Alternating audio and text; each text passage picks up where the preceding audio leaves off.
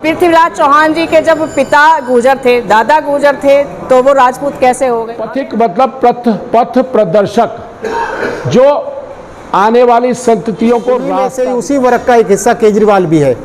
ये एक बहुत चालाक नेता है जो सपने दिखाता है फ्री बांटने। पता लगा लोगों को कि ये गुर्जर है, तो वहीं से ही फिर मुझे खींचना शुरू। कपिल गुर्जर लिखता जरूर है, लेकिन वो फर्जी हिंदू है। शुरू में चीजें बुरी लगती है, लेकिन जैसे दवाई कड़वी होती है ना, बाद में असर करती है।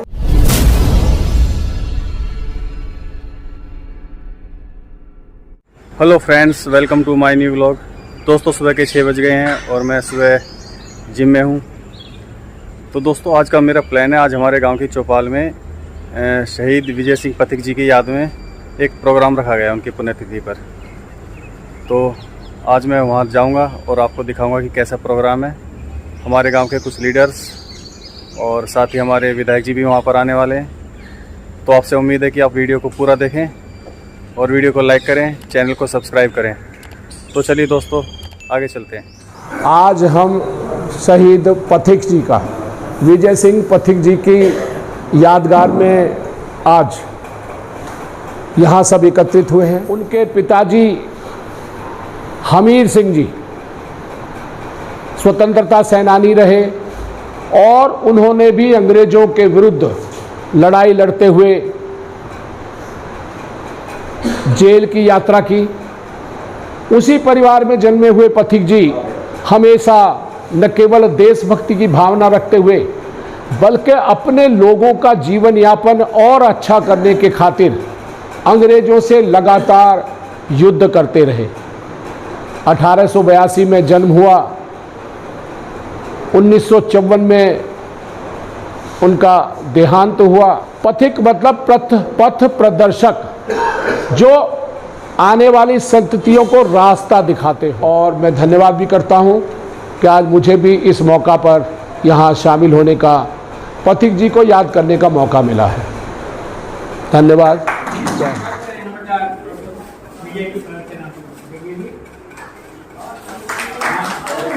तो फिर वो 1857 की क्रांति में जो बिना किसी सिस्टम के तहत हम लोगों ने लड़ी थी, और उसके बाद हम लोगों को बागी, चोर, लुटेरा और क्रिमिनल क्राइम एक्ट से हमको विरासत मिली थी।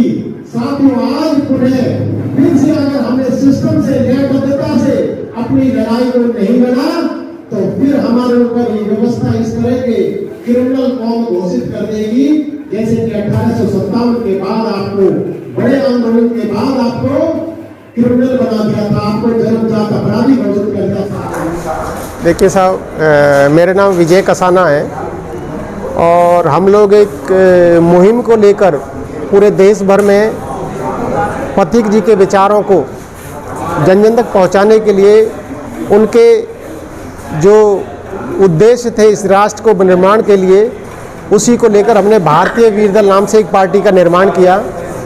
और ये देश के 12 प्रांतों में, लगभग उत्तर भारत में हम लोगों ने इस मुहिम को खड़ा करने का काम किया है। देखिए, हमारा एक ही उद्देश्य है कि हम लोगों को समझाकर, उन लोगों को समझदार बनाकर, उन लोगों को जोड़कर, नीचे से ऊपर तक पूरे सिस्टम को जोड़कर लेकर चलना चाहते हैं। हमारा एक ही उद्देश्य है कि समाज के हर वर्ग जिसका हक अधिकार छीना गया है, आज देश की व्यवस्था पर एक ही वर्ग विशेष, चाहे वो सत्ता है या व्यापार है या नौकरी है या रोजगार है या एक्सपोर्ट और इंपोर्ट का कारोबार है, सब पर एक वर्ग विशेष बैठ गया है। और इस देश की व्यवस्था को चूसने का काम जो ये सत्ता में बैठी हुई राजनीतिक दल है, उन्हीं में से ही उसी वर्ग का एक हिस्सा केजरीवाल भी है। ये एक बहुत चालाक नेता है जो सपने दिखाता है फ्री बांटने का, मगर ये स्वयं अपने भाषा में कहता है कि मेरे फादर RSS थे, एक संघी थे। तो ये एक विकल्प खड़ा, बीजेपी की भी एक साजिश के तहत कांग्रेस को ख़त्म कर अपना एक विकल्प पैदा कर रही है देश के अंदर। तो केजरीवाल केवल बांटने के नाम पर, क्योंकि इसका एक ही काम है, इसकी जेब से निकालो उधर डालो, लोगों को मूर्ख बनाने का काम, इससे बड़े कोई बात नहीं है। हमारा काम है समाज के लोगों को जोड़कर नीचे के पायदान पर खड़े हुए समाजों को ऊपर अपलिफ्ट करने का, हमारा सत्ता में भागीदारी का हमारी जो लक्ष्य है। अभी हम लोग एक कैडर पे काम कर रहे हैं। पहला चरण जो पार्टी का होता है प्रचार का होता है। लगभग हर 12 प्रांतों में जो भी राजनीतिक रूप से जागरूक लोग हैं वहाँ तक हम अपने संदेश को पहुँचाने में सफल हो गए हैं। अभी हमारा काम संगठन बनाने पे चल रहा है। अभी उत्तर प्रदेश में हमने गठबंधन के साथ में जो SC ST OBC का गठबंधन बना था, उसमें मिलकर एक बहुत बड़े अभियान चलाया और 2 राजनीतिक विधानसभाओं पे अपने दल के प्रत्याशी भी उतारे। तो एक मैसेज देने का काम किया, जहाँ पर हमने एक दलित समाज की, हमारे SC समाज की, हमारी वाल्मीकि समाज की बेटी को, ममता वाल्मीकि को हमने चुनाव लड़ाया हस्तिनापुर से, और ये मैसेज दिया है कि आज कमज़ोर वर्ग, जो दबा कुचला वर्ग है, उसको भी उठाने के लिए, ऐसा ही हमने एक उदाहरण मध्य प्रदेश में आदिवासी महिला को लड़ा कर दिया था।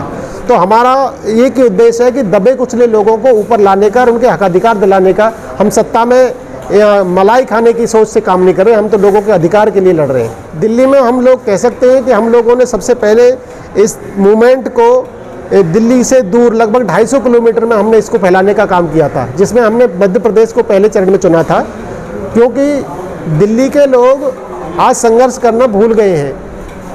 आज जहां ज़रूरत है, इनकी ज़रूरतें केवल ये आर्थिक ज़रूरतों की सोच पे आज दिल्ली खड़ी हो गई है। हमारे लोगों की वो आर्थिक पूर्ति हो रही है, इसको ये विकास समझ बैठे हैं। मगर आज हम वो लोग जो पूरी तरह से, जो हमारे पिछड़े दलित कमज़ोर समाज के लोग हैं, मध्य प्रदेश जैसे, उत्तर प्रदेश जैसे, राजस्थान जैसे पिछड़े इलाकों में, वहाँ जाकर हमने काम किया है।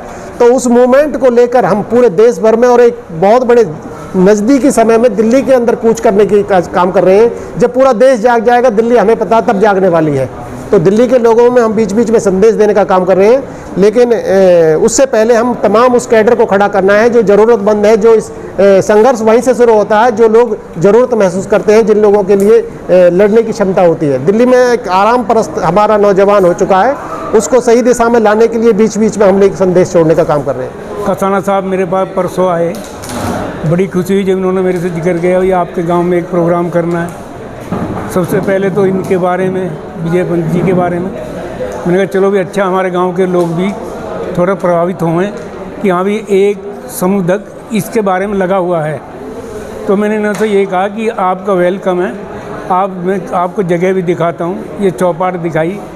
दूसरी बात ये है, अब मैं कसाना साहब से ये कहता हूँ, क्योंकि ये जो भी हुआ जल्दबाजी में हुआ, क्योंकि परसों का ये मिलन था और अगले दिन का प्रोग्राम था।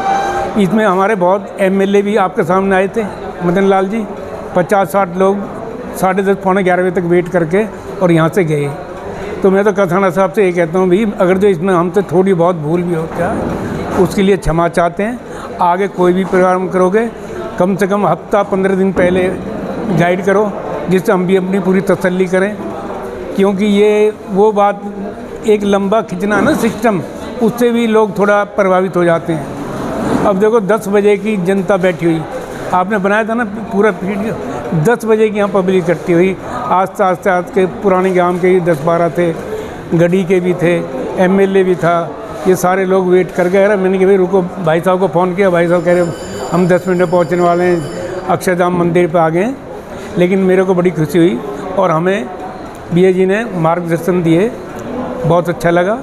और यही कहता हूँ, आगे भी मेरी कोई भी ज़रूरत पड़े, आपके लिए आधी रात खड़ा रहूँगा और आपकी सेवा में पूरा योग, धन, मन, तन हर चीज़ से दूंगा। मेरा नाम अशोक अज्ञानी है और हम दिल्ली डेमोक्रेटिक अलायंस, हमारा वाल्मीकि समाज का एक राजनीतिक मोर्चा है और SC ST का हमारा बड़ा मोर्चा है पॉलिटिकल, और हम इस समय भारतीय वीर दल के साथ मिलकर गठबंधन में हम काम कर रहे हैं। आज अलीगंज गांव में, दिल्ली के अलीगंज गांव में वीर विजय सिंह पथिक साहब का आज पुण्यतिथि मनाया गया भारतीय वीर दल की ओर से, और हम उनके एक अलायंस होने के नाते दिल्ली डेमोक्रेटिक अलायंस हम यहाँ पर इसमें शिरकत की है। तो इसलिए हम भारतीय वीर दल के साथ हैं कि ये भारतीय वीर दल अपनी स्वतंत्रता, संप्रभुता और अपने मान सम्मान को बचाए रखने के लिए अपने नेतृत्व में आगे चलता है। किसी ब्राह्मणवादी नेतृत्व वाली, चाहे वो जितनी बड़ी पार्टी हो, उसको नकारता है। तो ये हमें इसमें एक शक्ति दिखती है और हम इनके साथ हैं। जी, मैं बबीता कराना,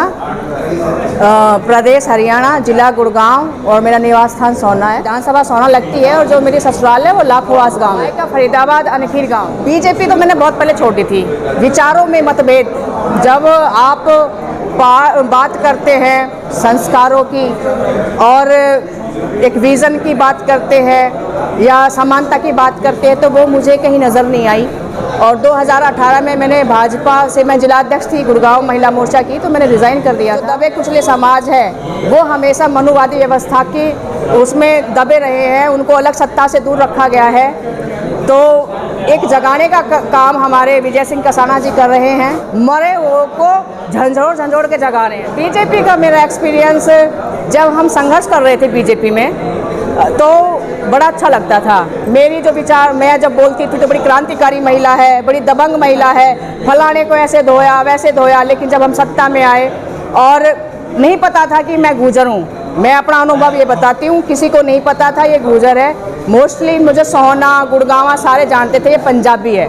लेकिन जब मैं जिलाध्यक्ष बनी और मीडिया कवरेज हुई, पता लगा लोगों को कि ये गुर्जर है, तो वहीं से ही फिर मुझे खींचना शुरू कर दिया। और मेरी प्रदेश लेवल तक के नेताओं ने नहीं सुनी। पृथ्वीराज चौहान जी के जब पिता गुर्जर थे, दादा गुर्जर थे, तो वो राजपूत कैसे हो गए? हमें हमारी उत्पत्ति का पता है, तो जो दावे से हमारे समाज के पूर्वजों को अपना बताते हैं वो ये तो बताए, तुम्हारी उत्पत्ति तो बता दे। मेरा नाम ममता भाटी गुर्जर है, ससुराल सिकंदराबाद के पास पड़ती है शाहपुर। सबकी पार्टियां हैं, यादवों की पार्टी है, जाटों की पार्टी है, पंडितों की पार्टी है, मुसलमानों की पार्टी है, सबकी पार्टी है। लेकिन जो देश का आधार स्तंभ है, जो संख्या बल में सबसे ज़्यादा है, आर्थिक रूप से सबसे ज़्यादा सशक्त है, सबसे ज़्यादा मजबूत है, जो भारतीय सेना में भी सबसे ज़्यादा अपनी उपस्थिति जिसने दर्ज करा रखी है, वो है गुर्जर समाज। और हमारे गुर्जर समाज की आज तक ना कोई पार्टी बनी है। तो भाई विजय सिंह कसाना जी ने सोचा इस बारे में कि भाई हमारे समाज का भी अपना झंडा हो, हमारे समाज का अपना चिन्ह हो, हमारे समाज की भी एक पार्टी हो। इस बात से हम बहुत ज़्यादा प्रभावित। तो अभी तो बहुत कम समय में बहुत बड़ी उपलब्धि इन्होंने हासिल कर ली है, काफ़ी मजबूत स्थिति में है, चुनाव भी लड़ाया है।